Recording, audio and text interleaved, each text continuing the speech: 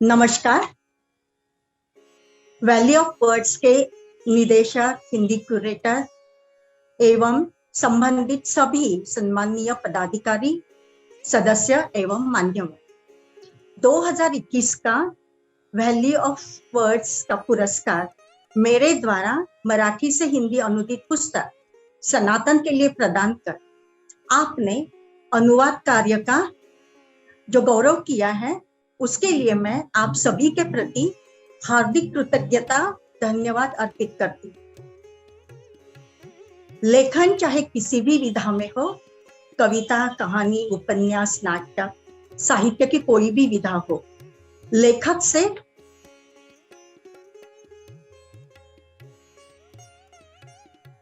कुछ गुणों, मूल्यों की मांग करती है। जीवन को जितनी गहराई से जाना, समझा, जिया जाएगा, मनुष्य को, अपने आसपास के लोगों को जितना अधिक पढ़ा जाएगा, उसके सुख दुख, हर्ष उल्लास, वेदना, यातनाओं से जुड़ा जाएगा और प्रकृति के अनंत रूपों को देखा, परखा, सुना जाएगा। इनसे जितना अधिक तादाद में पाया जाएगा, एक रूप हुआ जाएगा, उतना अधिक लेखन, साहित्य गरिमामय, समृद्ध, सकारात्मक, संवेदनशीलता जगाने वाला और मूल्यों की पुष्टि करने वाला हो।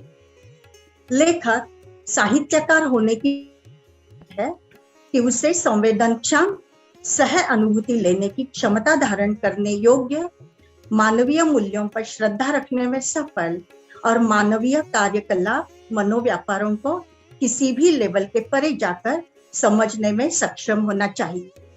तभी उसकी कलम से निकलने वाले शब्द, भाव, विचार पाठक की, श्रोता, दर्शक की बुद्धि, भाव, हृदय, मन के दरवाजे पर दस्तक देंगे और उन्हें सहयात्री बना लेंगे। इसी से लेखन प्रक्रिया आरंभ होती है। साहित्य लेखक और पाठक के बीच अविरत चलने वाला संवाद है और इसकी पहल लेखक आरंभ करता है और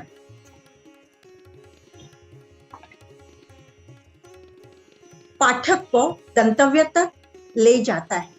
संवाद स्थापित करने की क्षमता से लेखन प्रक्रिया आरंभ होती है। जीवन यापन करते हुए कई जीवनानुभव, कई अनुभूतियां, कई नजारे, घटनाएं, दुर्घटनाएं, कई तार्किक अतार्किक कहानियां, किस्से, खबरें, अफवाहें, अनगिनत लोग और संदर्भ मन, बुद्धि, हृदय से टकराते रहते हैं।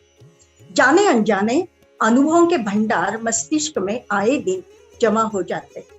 इनमें से कई अखबार की खबरों जैसे कुछ समय बाद रद्दी हो जाते हैं, कुछ गीतों की तरह गुनगुनाते रहते हैं, कुछ झरने की तरह, कुछ फव्वारे की तरह झरते उमड़ते रहते हैं, मिटते रहते हैं, तो कुछ चट्टान की तरह बस जाते हैं। अनुभवों, अनुभूतियों की ये चट्टानें, झरने, हिमनद, नदियां, समंदर, रेगिस्तान या बंजर जमीनें यदि लेखकीय यानी कलाकार की संवेदनशील सह अनुभूति, उत्स्फूर्त दूरदृष्टि क्षमता से शब्दबद्ध करना चाहे तो जीवन के, मनुष्य के अनंत आकाश को जमीन प्रदान कर देता है, जिस पर पैर टिकाकर पाठक, श्रोता, दर्शक अपनी अपनी कल्पना शक्ति, समझ, क्षमता के बल पर स्वयं को जोड़कर अपने अनुभवों के जाने अनजाने पलों को अनुभूत करता रहता है। अपने जीवन की ओर, मनुष्य के जीवन की ओर देखने का नजरिया ही लेखक को लेखक बनाता है। ये नजरिया जितना गहरा और व्यापक, उतना ही उसका शब्द यानी उसकी कलम से निकला हुआ शब्द शब्दवेदी तीर की तरह पाठक की स्मृति, मस्तिष्क, हृदय में स्पंदन जगा देता है। लेखन प्रक्रिया में इस नजरिए की अहम भूमिका रहती है। लेखक बनने की शुरुआत यानी साहित्य निर्मिति की प्रक्रिया की शुरुआत निरीक्षण, जिज्ञासा, अनगिनत प्रश्नों के सही उत्तर तलाशने का संघर्ष, जीवन को सही और सही करने की ललक अपनी दूसरों की समस्याएं संघर्षों से जूझते हुए जिंदा रहने की जिजीविषा, ज्ञात अज्ञात आशंकाएं, अनिश्चितताएं और अस्तित्व को बनाए रखने की आस एवं खुरदरे नोचने चुभने वाले रोजमर्रा के अनुभव, इन सब से मुक्ति पाने की दुर्दम्य इच्छा से शुरू होती है लेखन प्रक्रिया। और दिमाग में पड़े हुए अनगिनत अनुभवों से एकाध अनुभव स्फूर्त रूप से अपने आप को व्यक्त करने की ऐसी ताकत से लेखक को हड़बड़ाकर जगाता है कि उस तनाव से मुक्त होने के लिए लेखक उससे कागज पर उतारने के लिए बाध्य होता है। और जब वो अनुभव साकार हो जाता है, शब्दबद्ध हो जाता है, लेखक उस तनाव से मुक्त हो जाता है। मुझे लगता है लेखन प्रक्रिया लेखक की ओर से शुरू ही नहीं होती है कि उन्हें व्यक्त होना होता है और वे लेखक को मजबूर कर देते हैं कि उठाओ कलम और लिखो हमें। अनुभवों की एक तीव्रता, दबाव, जरूरत, अर्ज, अनुभूतियों की गहराई लेखक को लेखक बनाती है। इस प्रक्रिया में लेखक की अपनी संवेदनशीलता मनुष्य और मनुष्य के सुख दुख से उसका लगाव, जुड़ाव उसकी जबरदस्त मदद करता है, उसके लेखन को समृद्ध बनाता है, पाठकों की संवेदन क्षमता जगाता है, सहृदय पाठक को भाव एवं विचार मंथन के लिए प्रेरित करता रहता है। ये भी लेखन प्रक्रिया का एक हिस्सा है, क्योंकि लेखक अपने लिए तो लिखता नहीं है, जिस पाठक के लिए लिखता है उस पाठक को भी सम्मिलित होने के लिए वो मजबूर करे, ये भी उसकी लेखन प्रक्रिया का एक अंश है। लेखन प्रक्रिया अनुभवों की तीव्रता, तनाव, दबाव से शुरू होती है और मुक्ति का आनंद देकर विश्राम करती कुछ समय के लिए। जब रचना पूर्ण होती है तो वो सिलसिला फिर से जारी होता है। यही प्रक्रिया अनुवाद कार्य में भी होती है। मुझे अनुवाद कार्य के लिए आपने पुरस्कार दिया है, तो इसीलिए थोड़ा मैं अनुवाद कार्य की प्रक्रिया के बारे में भी कुछ विचार व्यक्त करना चाहूंगी। यही प्रक्रिया अनुवाद कार्य में भी होती है, बल्कि दोहरे स्तर पर होती है। यानी मूल लेखक की ये जद्दोजहद, उसके अनुभव, अनुभूति और कलात्मकता से साकार हुई एक रचना, अनुवादक भी उसे पाठक की तरह ही पढ़ता है, समझता है, उसके साथ तादात्म्य पाता है। किसी दूसरे की अनुभूति से अनुवादक होते हुए भी वो स्वयं को ऐसे जोड़ लेता है कि मानो वो उसकी अनुभूति। ये जोड़ना भी उस पर एक अलग ही दबाव डालता है। यानी एक ओर वो मूल रचना, पुस्तक उसकी नहीं है, किसी और की है, इसकी सजगता एक अवरोध, बैरियर निर्माण करती रहती है, क्योंकि उसमें अनुवादक अपनी मर्जी, अपनी इच्छा, अपनी कला समझ के अनुसार परिवर्तन, तोड़मोड़ नहीं कर सकता, जैसा कि वो अपनी खुद लिखी हुई रचना के साथ कर सकता है। दूसरा दबाव या तनाव दो भाषाओं के स्वभाव का भी होता है, और तीसरा तनाव जिस भाषा में मूल रचना है उस भाषा का अपना एक खास सौंदर्य होता है, और जिस भाषा में अनुवाद करना है उस भाषा का भी अपना एक खास सौंदर्य और अंदाज होता है अभिव्यक्ति का। अनुवाद करना यानी एक भाषा में लिखित अनुभव, भाव, विचार को, संवेदनाओं के सारे सौंदर्य को, संदर्भ को अनुदित करना होता है। अतः अनुवाद केवल भाव विचारों का अनुवाद केवल भाव और विचारों का अनुवाद नहीं होता। इसीलिए वो कला है कि भाषा सौंदर्य को भी उसे अनुदित करना पड़ता है, और एक भाषा के सौंदर्य को दूसरी भाषा में लेके जाना ये कला और जोखिम भी है।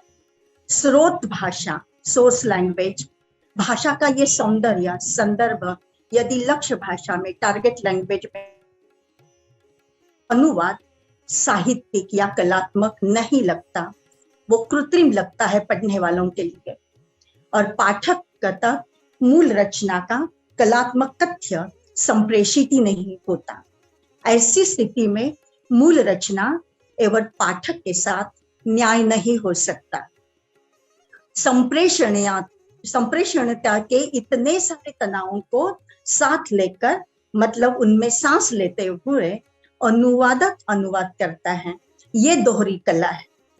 हर भाषा की जैसे अपनी अपनी क्षमताएं, सक्षमताएं, अभिव्यक्ति कौशल, कलात्मकता, संप्रेषण की शक्ति और सौंदर्य होता है, वैसे कुछ सीमाएं भी होती।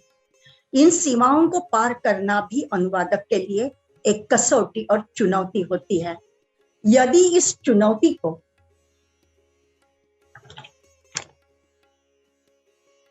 अनुवादक ने सक्षमता से नहीं स्वीकारा तो अर्थ का अनर्थ हो सकता है। इसके प्रति भी उसे सजग रहना पड़ता है। यानी अनुवाद करते समय अनुवादक एक और कलात्मक स्तर पर उस रचना के साथ तादात्म्य पाता है, एकरूप होता है, और उसी वक्त उसे खतरों, सीमाओं को पार करने की दौड़ धूप में मानसिक, वैचारिक, भावात्मक स्तर पर सावधान, सजग रहने के लिए खुद से जूझना पड़ता है। यानी ये अपने आप में एक विरोधाभास की स्थिति है, जिससे अनुवादक को अनुवाद पूरा होने तक गुजरना पड़ता है। यानी एक उदाहरण देके बताएं तो मेडिटेशन में, ध्यान धारणा में या समाधि अवस्था में भी मुझे बाह्य जगत का उतना ही बोध होते रहना है, और फिर भी मेरी समाधि अवस्था बरकरार रहनी चाहिए, इसकी जिद करने बराबर होता है। अनुवादक इस अंतर तनाव से गुजरता रहता है। अंतर तनाव यानी कई अंतर तनाव हो सकते हैं ये, इसे ही मैं दोहरा तिहरा अंतर तनाव कहती हूँ। अपनी कहानी, कविता, उपन्यास, नाटक लिखते समय ये अंतर तनाव एक स्तरीय होता है, और अनुवाद करते समय ये दो स्तरीय या बहुस्तरीय हो जाता है।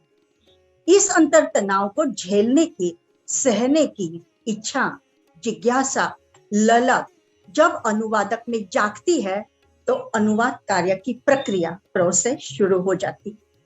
इस अर्थ में साहित्यिक, कलात्मक रचनाओं का अनुवाद कला यानी आर्ट फॉर्म ही है, सृजन है, और अनुवादक भी सर्जनशील प्रक्रिया के तमाम अंतर तनाव से गुजरता रहता है। हमें अनुदित करते समय उतने ही कलात्मक अंतर तनाव से गुजरने की उसकी ललक, प्रतिबद्धता अनुवाद की प्रक्रिया का आरंभ बिंदु होता है।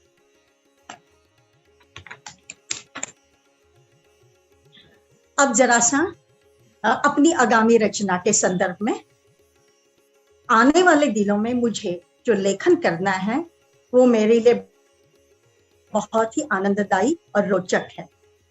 सन 1910 में मेरा कहानी संग्रह प्रकाशित हुआ था, रिश्तों के परे रिश्ते। इनमें की कहानियों के पात्र वे लोग हैं जो राह चलते मिले ऐसे लोग कि खून के रिश्तों से भी अधिक गहरे रिश्ते निभाते रहे। ये मेरे बचपन से लेकर मेरे प्राध्यापकीय नौकरी की शुरुआत के वर्षों में के रिश्ते हैं। अब दिमाग और हृदय में उनके बाद वाले ऐसे अनगिनत रिश्तों के परे रिश्ते मेरे दिमाग में भीड़ किए हुए हैं कि हमें कागज पर उतारो, और इन रिश्तेदारों को मैं कहानियों में बद्ध कर कहानी संग्रह की तैयारी कर रही हूँ। ये मेरा आगामी एक प्रोजेक्ट हो सकता है, और शीर्षक है जमीन पर उतरा हुआ आकाश। और दूसरी पुस्तक भी दिमाग में, यानी दिमाग के दरवाजे पर लगातार दस्तक दे रही है, कविता संग्रह। मेरे लेखन की शुरुआत ही कविता से। 1991 में मेरा पहला कविता संग्रह प्रकाशित हुआ था, जख्मों के हाशी, और 2017 में 5वां संग्रह प्रकाशित हुआ था, इस पार कभी उस पार। उसके बाद से कविताओं की भीड़, एक तादाद या बाढ़ कहूं, दिलो दिमाग में साथ साथ चल रही है। समीक्षा, अनुवाद आदि में मैं कविता को थोड़ा नजरअंदाज, उन्हें उतारना होगा कागज पे, वरना मैं मुझे और बेचैन करती रहेंगी और दूसरा कोई काम ढंग से करने भी नहीं देंगी। जंगलों में पेड़ नहीं होते, ये कविता संग्रह का एक शीर्षक मैंने तय किया है। कैसे लगा? पुनश्च वैली ऑफ वर्ड्स के सभी मान्यवरों को धन्यवाद, प्रणाम और आपकी आत्मीयता को वंदन। और हाँ, एक बात और, नया साल दहलीज पर खड़ा है के लिए आप सभी को ढेर सारी शुभकामनाएं और बधाइयां। धन्यवाद।